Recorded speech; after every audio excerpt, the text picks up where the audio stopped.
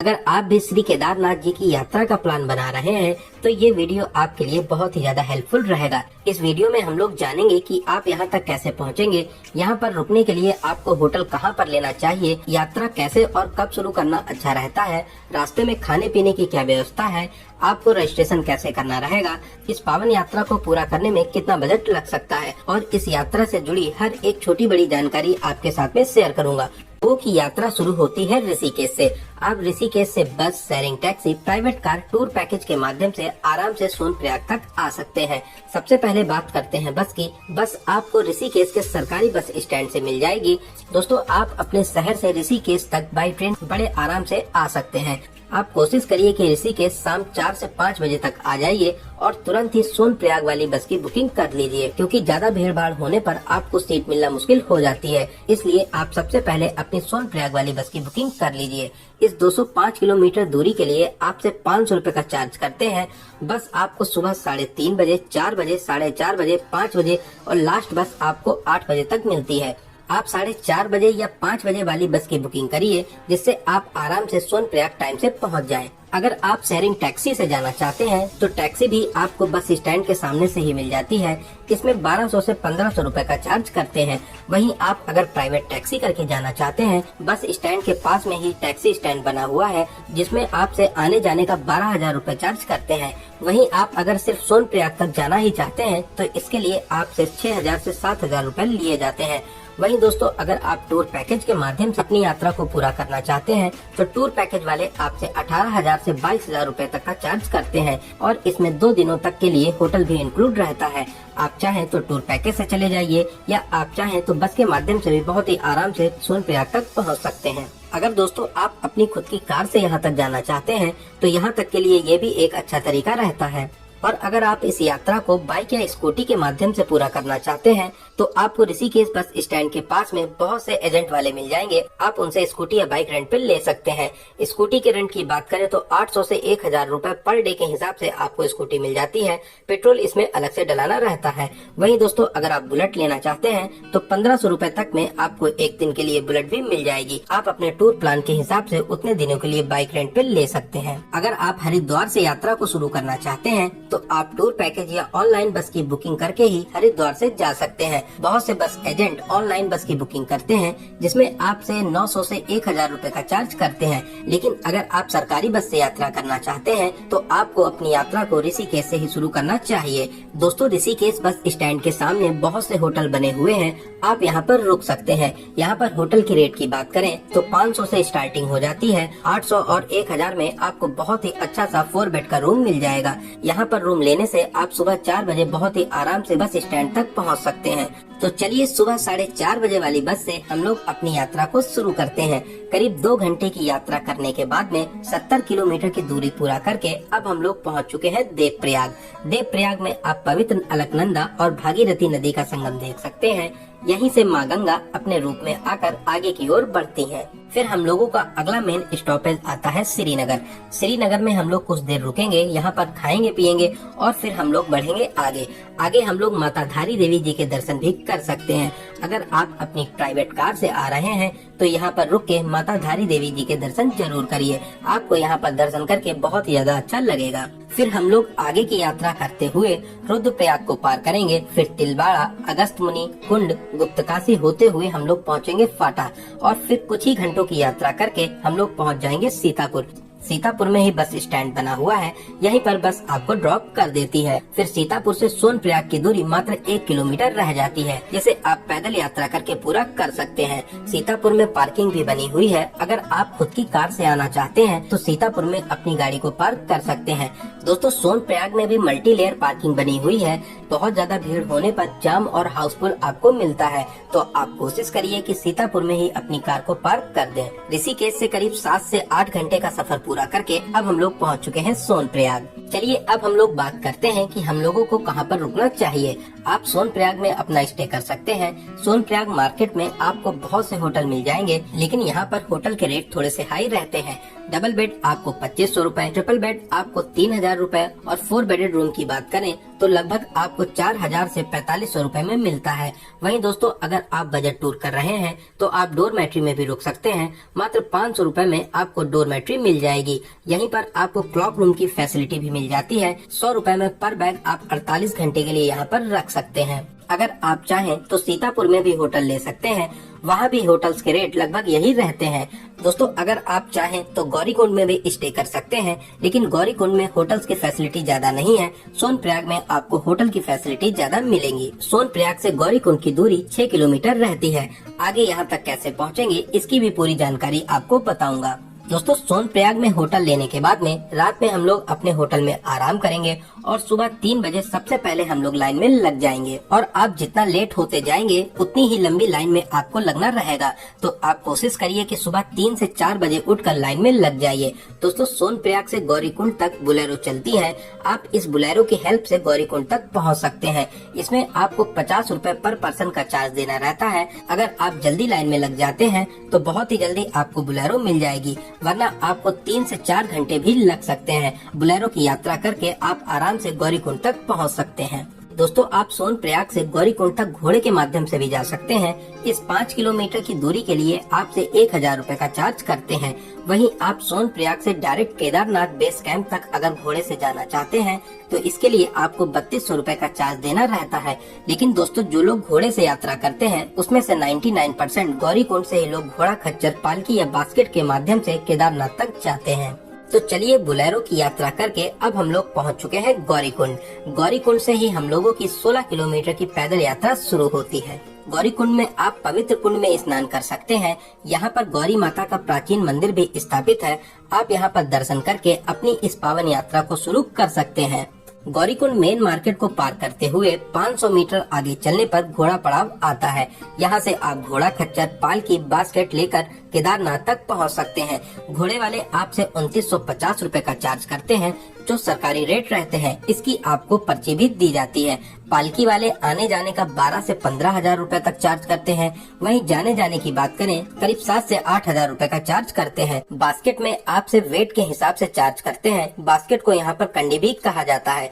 अगर आपका normal weight 50 से 60 किलो है तो इसमें आपसे 5000 से 6000 रूपए का चार्ज करते हैं।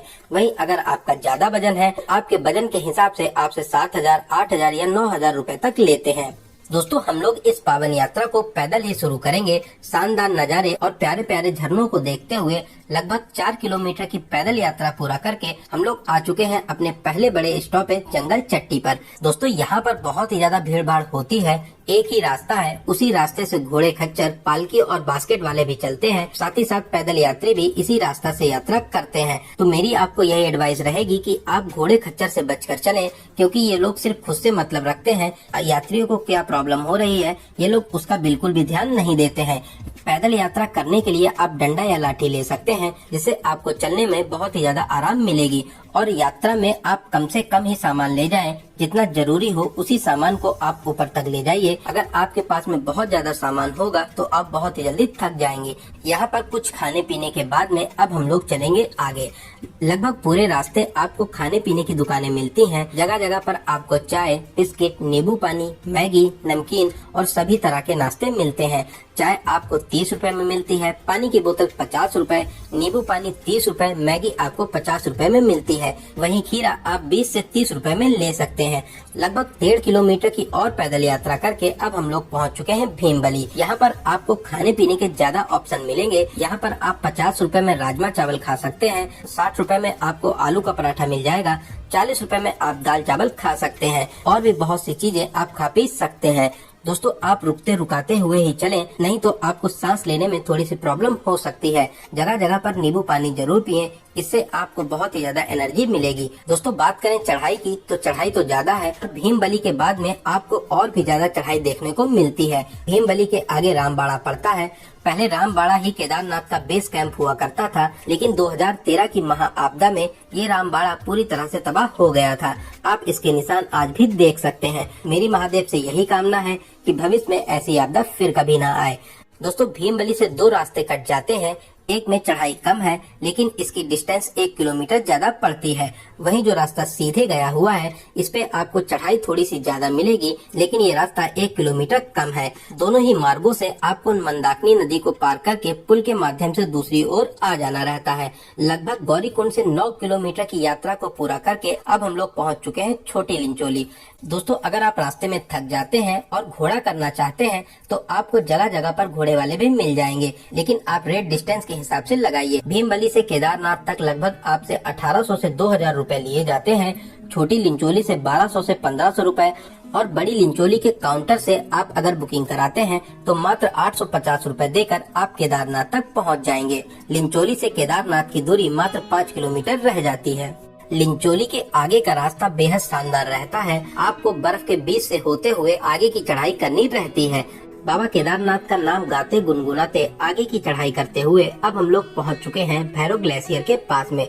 अभी कुछ दिन पहले ये ग्लेशियर नीचे आ गया था जिससे 2-3 दिन की यात्रा प्रभावित हुई थी। इसी ग्लेशियर के ऊपर से होते हुए आगे की यात्रा करके अब हम लोग आ चुके हैं बेस कैंप से मात्र 1.5 से 2 किलोमीटर की दूरी पर। बहुत ही शानदार नजारों से भरा हुआ बर्फ के बीच से होते हुए अब हम लोग पहुंच चुके हैं केदारनाथ बेस कैंप के पास में। यहाँ से केदारनाथ मंदिर मात्र 1 किलोमीटर रह जाता है। घोड़े खच्चर पालकी वाले आपको यहीं पे ड्रॉप कर देते हैं। दोस्तों आप आराम से रुकते रुकाते हुए खाते पीते हुए लगभग 10 से 12 घंटे में यहाँ तक पहुँच सकते हैं। चलिए अब हम लोग बात करते हैं कि यहाँ पर रुकने की क्या क्या व्यवस्था रहती है। आपको यहाँ पर बहुत से टेंट मिल जाएंगे जिसमें आपसे 500 रुपए का चार्ज करते हैं। वहीं आप चाहें तो GMVN के टेंट में भी रुक सकते हैं। इसकी बुकिंग आपको पहले से ऑनलाइन करनी रहती है जो आप GMVN की ऑफिशियल वेबसाइट से नंदी कैंप टेंट कॉलोनी में कर सकते हैं। इसके लिए आपको 810 रुपए पर बेड के हिसाब से चार्ज देना रहता है। इसमें आपका डिनर भी इंक्लूड होता है। अगर आप चाहें तो ऑफलाइन भी बुकिंग कर सकते हैं लेकिन ज्यादा भीड़ भाड़ होने पर यहाँ पर बेड मिलना मुश्किल हो जाता है। वहीं मंदिर के पास में भी बहुत से टेंट और होटल बने हुए हैं। आपको नॉर्मल टेंट में 500 से 800 रुपए का चार्ज किया जाता है। वहीं दोस्तों होटल की बात करें तो यहाँ पर होटल के रेट बहुत ही ज्यादा हाई रहते हैं जो 10,000, 15,000 यहाँ तक 20,000 तक के हो सकते हैं। यहाँ पर रुकने के लिए जो बेस्ट ऑप्शन रहता है वो रहता है GMVN के टेंट। आप टेंट में आराम से रुक सकते हैं। दोस्तों यहाँ पे टेम्परेचर हमेशा माइनस में रहता है। यहाँ पर आपको गर्म पानी मिलना बहुत ही मुश्किल रहता है, लेकिन कहीं कहीं पर आपको टेंट में 100 रुपए पर बाल्टी के हिसाब से गर्म पानी मिल भी जाता है। दोस्तों मंदिर से 500 मीटर पहले ही हेलीपैड बना हुआ है। अगर आप हेलीकॉप्टर से यात्रा करना चाहते हैं तो आप IRCTC के ऐप से बुकिंग कर सकते हैं या आप heliyatra.irctc.co.in की वेबसाइट से ऑनलाइन बुकिंग कर सकते हैं। दोस्तों आप यहाँ पहले से ही बुकिंग करके आएं क्योंकि ऑफलाइन टिकट मिलना बहुत ही ज्यादा मुश्किल रहता है। बहुत से एजेंट आपसे यहाँ पर 10,000, 20,000, 30,000 रुपए मांगते हैं कि आप ये ऑफलाइन बुकिंग करा देंगे, लेकिन दोस्तों आप अपनी रिस्क पर ही इनको पैसे दें। मेरी आपको यह एडवाइस रहेगी, आप किसी को भी एक भी रुपए ना दीजिएगा वरना आपके पैसे डूब जाएंगे। गुप्त काशी से केदारनाथ बेस कैंप तक 3,870 रुपए, आने और जाने दोनों साइड के लिए 7,740 रुपए का टिकट पड़ता है। फाटा से 2,750 रुपए और दोनों साइड का 5,500 रुपए लिया जाता है। सिरसी से एक साइड का 2,469 रुपए और दोनों साइड का 5,498 रुपए का टिकट लगता है। दोस्तों आप अपनी यात्रा के हिसाब से स्लॉट बुक कर सकते हैं। मेरी आपको यह एडवाइस रहेगी कि आप ऑनलाइन ही टिकट बुक करके आएं, वरना आपको यहाँ पर बहुत ही ज्यादा प्रॉब्लम मिलेगी। दोस्तों एक प्यारा सा टेंट लेके आप अपना उसमें सामान रख दीजिए। अगर आप चाहें तो शाम को मंदिर पर होने वाली आरती में भी शामिल हो सकते हैं। दोस्तों रात में अपने टेंट में आराम करेंगे। सुबह जितना जल्दी हो सकेगा उतना जल्दी उठकर 3 बजे, 4 बजे या 5 बजे लाइन में लग जाएंगे। दोस्तों आप जितना जल्दी लाइन में लगेंगे उतना ही आराम और जल्दी आपको दर्शन करने को मिलेंगे। तो चलिए दोस्तों अब हम लोग लगेंगे लाइन में। दूर से ही बाबा केदारनाथ का प्यारा सा मंदिर दिखाई देता है जिसको देखकर आपको बहुत ही ज्यादा शांति और सुकून मिलेगा। दोस्तों अगर सच में कहीं पर स्वर्ग है तो बस यही है, यही है। आपको लगेगा कि आप सच में स्वर्ग में इस समय मौजूद हैं। दोस्तों बहुत ही प्यारा स्थान है। आप बहुत ही जल्दी प्लानिंग बनाकर यहाँ पर दर्शन करने जरूर आइए। लाइन में लगकर आगे बढ़ेंगे, हर हर महादेव का जाप करते हुए मंदिर में प्रवेश करेंगे, बाबा जी के दर्शन करेंगे। दोस्तों आप बहुत ही ज्यादा किस्मत वाले हैं जो भोलेनाथ ने आपको अपने स्थान पर बुलाया है। महादेव आपकी सभी मनोकामनाओं को जरूर पूरा करेंगे। दोस्तों कमेंट बॉक्स में हर हर महादेव जय श्री केदारनाथ जरूर लिखें। मंदिर में दर्शन करने के बाद में मंदिर के पीछे भीमशिला के दर्शन जरूर करें। महा आपदा आने पर यह विशाल पत्थर मंदिर के पीछे आकर रुक गया था। इस पत्थर की वजह से बाढ़ का पानी 2 दिशाओं में बढ़ गया था। मंदिर को जरा सा भी नुकसान नहीं हुआ, लेकिन ये मंदिर के आसपास जितने भी होटल और मार्केट बनी थी सब कुछ तबाह हो गई। आप इसी से भगवान के होने का अंदाजा लगा सकते हैं। मंदिर को जरा सा भी नुकसान नहीं हुआ, लेकिन मंदिर के आसपास जितना कुछ था वो सब ताश के पत्तों की तरह बह गया। दोस्तों आप इस भीमशिला के दर्शन जरूर करें। अब मंदिर प्रांगण को और भी विशाल और सुंदर बनाया जा रहा है। साथ ही साथ बहुत से विकास कार्य यहाँ पर लगातार हो रहे हैं। मंदिर में दर्शन करने के बाद में आप भैरव बाबा के दर्शन करने भी जा सकते हैं, जो 1 किलोमीटर चढ़ाई करके भैरव घाटी पर भैरव बाबा का मंदिर बना हुआ है। आप यहाँ पर भी दर्शन करने जा सकते हैं। दर्शन करने के बाद में अगर आप कुछ खाना पीना चाहते हैं तो पास में ही होटल और रेस्टोरेंट बने हुए हैं, जहां पर आपको बहुत ही अच्छे रेट पर खाना मिलता है। आप यहां पर नाश्ता पानी करिए। अगर आप चाहें तो यहां पर खाना पीना भी कर सकते हैं। दोस्तों मंदिर प्रांगण में कुछ समय देने के बाद में अब आप चाहें तो वापसी की यात्रा कर सकते हैं। वापसी में आपको लगभग 5 से 6 घंटे की यात्रा करके आप आराम से नीचे आ जाएंगे। तो चलिए दोस्तों अब हम लोग बात करते हैं कि आपको कौन सा जरूरी सामान अपने साथ जरूर लाना है। दोस्तों यहाँ पर बहुत ही ज्यादा सर्दी होती है, टेम्परेचर हमेशा माइनस में रहता है, इसलिए आपको सभी प्रकार के गर्म कपड़े जरूर लाने हैं। आप अपने साथ cap, gloves, muffler, jacket, sweater, shoes, socks, inner और इनर लेगी अपने साथ जरूर लाइए। यहाँ पर मोबाइल चार्जिंग की कोई भी फैसिलिटी नहीं मिलेगी, इसलिए आप अपने साथ पावर बैंक जरूर लाएं। साथ ही साथ रेन कोट, अम्ब्रेला और खाने पीने के लिए ड्राई फ्रूट्स और अपने साथ टॉर्च लेकर जरूर आए। दोस्तों ये सारा सामान आप अपने साथ जरूर लाइए। इन सभी सामान से आपको बहुत ही ज्यादा आराम मिलेगी। दोस्तों कुछ विशेष बातें आपको ध्यान में रखना चाहिए। केदारनाथ में मौसम कभी भी बदल जाता है और यात्रा रोक दी जाती है, तो आप एकदम भी परेशान ना हो। नेक्स्ट मॉर्निंग या कुछ घंटों के बाद में यात्रा फिर से शुरू हो जाती है। आप परेशान होकर वापस लौटने का बिल्कुल भी ना सोचें। जहां पर भी आप हैं वहीं पर आराम से रुकिए। बाबा केदारनाथ की यात्रा बहुत ही जल्दी शुरू हो जाती है। तो चलिए अब हम लोग बात करते हैं कि इस पावन यात्रा को पूरा करने में आपको कितने दिनों का प्लान बनाना चाहिए। दोस्तों आप 5 से 6 दिन में बहुत ही अच्छे तरीके से इस पावन यात्रा को पूरा कर लेंगे, लेकिन आप 1 दिन एक्स्ट्रा लेकर चलिए। अगर आपकी यात्रा 1 दिन के लिए प्रभावित होती है तो उस एक्स्ट्रा दिन में आप आराम से अपनी यात्रा को पूरा कर लें। तो आप 6 से 7 दिन का प्लान बनाइए। इन 6 से 7 दिनों में आप बहुत ही अच्छे तरीके से इस यात्रा को पूरा कर सकेंगे। दोस्तों अगर आप केदारनाथ जी की यात्रा करने के बाद में बद्रीनाथ भी जाना चाहते हैं तो सीतापुर बस स्टैंड से सुबह 4 बजे से 9 बजे तक आपको बस मिल जाएगी। आप आराम से बद्रीनाथ भी जा सकते हैं। तो चलिए दोस्तों अब हम लोग बात करते हैं रजिस्ट्रेशन की। आप अपना रजिस्ट्रेशन कैसे कर सकते हैं। आपको सबसे सरल ऑप्शन रहता है कि आप व्हाट्सएप से अपने रजिस्ट्रेशन को कर लीजिए। आपको स्क्रीन पर नंबर दिखाई दे रहा होगा, इस नंबर को आप व्हाट्सएप पे सेव करके इसमें आप इंग्लिश या हिंदी में यात्रा लिख के सेंड कर दीजिए। आपको उधर से तुरंत रिप्लाई मिलेगा। 1 बाय 1 आपसे जो जो क्वेश्चन पूछे जाते हैं उसको आप सेलेक्ट करते रहें और अपना नाम, आधार नंबर, मोबाइल नंबर और भी जितनी डिटेल्स हैं आप उनको फिल कर दीजिए। सारी डिटेल फिल करने के बाद में आपको PDF के रूप में आपका रजिस्ट्रेशन भी दे दिया जाता है। यही PDF आपको रजिस्ट्रेशन चेकिंग में दिखाना रहता है, जो आपको सोनप्रयाग या केदारनाथ बेस कैंप के पास में चेक किया जाता है। या आप चाहें तो 4 धाम यात्रा की ऑफिशियल वेबसाइट से भी ऑनलाइन रजिस्ट्रेशन कर सकते हैं। तो चलिए दोस्तों अब बात करते हैं सबसे जरूरी क्वेश्चन की, बजट की। कितने बजट में आप इस पावन यात्रा को पूरा कर लेंगे। दोस्तों अगर आप पैदल यात्रा करते हैं तो आप मान के चलिए कि इस पूरी यात्रा को 6000 से 7000 रुपए में बहुत ही अच्छे तरीके से पूरा कर लेंगे। तो इस बजट में आपका ट्रेन का किराया, ऋषिकेश से आने जाने का बस प्लस होटल, केदारनाथ में टेंट, खाना पीना इंक्लूड रहता है। वहीं दोस्तों अगर आप घोड़े या पालकी से अपनी यात्रा को पूरा करना चाहते हैं और प्राइवेट टैक्सी करके सोनप्रयाग तक आते हैं, फिर जैसा आपका बजट हो उस हिसाब से अपनी यात्रा को पूरा कर सकते हैं। लेकिन दोस्तों अगर आप पैदल यात्रा करते हैं तो आप मान के चलिए कि 6000 से कम में भी आप अपनी इस पावन यात्रा को पूरा कर लेंगे। तो दोस्तों यहाँ पर मैंने आपको केदारनाथ जी की यात्रा से रिलेटेड हर एक छोटी बड़ी जानकारी को बहुत ही सही और अच्छे तरीके से बताने की पूरी कोशिश की है। मैंने सभी क्वेश्चंस को कवर करने की पूरी कोशिश की है। अगर आपके फिर भी कोई क्वेश्चन रह जाते हैं तो आप हमें कमेंट के माध्यम से पूछ सकते हैं। बहुत ही जल्दी आपके कमेंट का रिप्लाई दिया जाएगा। अगर आपके वीडियो से रिलेटेड कोई भी सुझाव हो तो आप हमें जरूर बताएं, अगले वीडियो में उसको जरूर शामिल किया जाएगा। दोस्तों आपको ये वीडियो कैसा लगा और आप इस वीडियो को कहां से देख रहे हैं, प्लीज कमेंट बॉक्स में जरूर बताइएगा। अगर ये वीडियो आपको हेल्पफुल लगी हो तो वीडियो को लाइक जरूर करें, साथ ही साथ अपने फ्रेंड्स और रिलेटिव्स में जरूर से जरूर शेयर करें।